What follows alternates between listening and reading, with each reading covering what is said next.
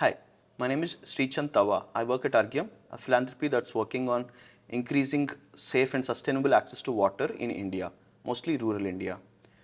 With the advent of technology that can reach population scale, it becomes imperative that our choices in how we create platforms come together as collectives and build technologies are focused towards cooperative principles, and it becomes even more important when it is in the subject of water. Water is a common pool resource and it's also a state subject.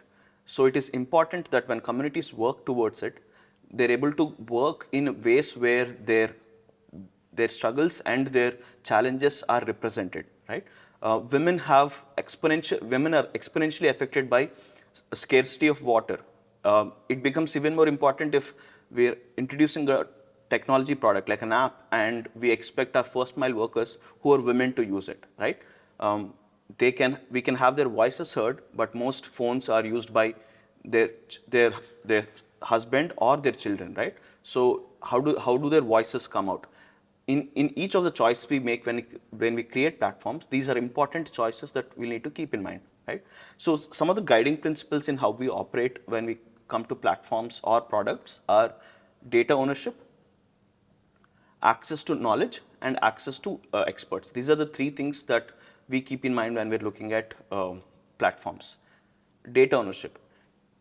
Any data collected by a first mile actor, a community resource person, should be owned by them or by the community that data is about, right? If a groundwater data about what is the level of a water in a what is the level of water in a well is collected, it is important that that community has ownership over it.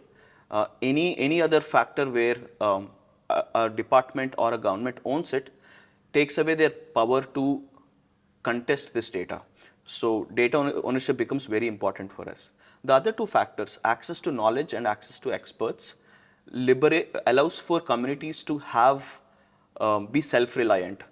That allows for them to work on interventions without the constant need from external factors.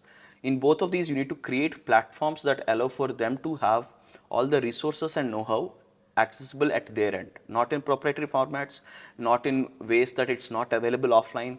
And all of these principles become very important when you're creating platforms for communities. If you have ways to work on this or think about this, happy to collaborate. Thank you.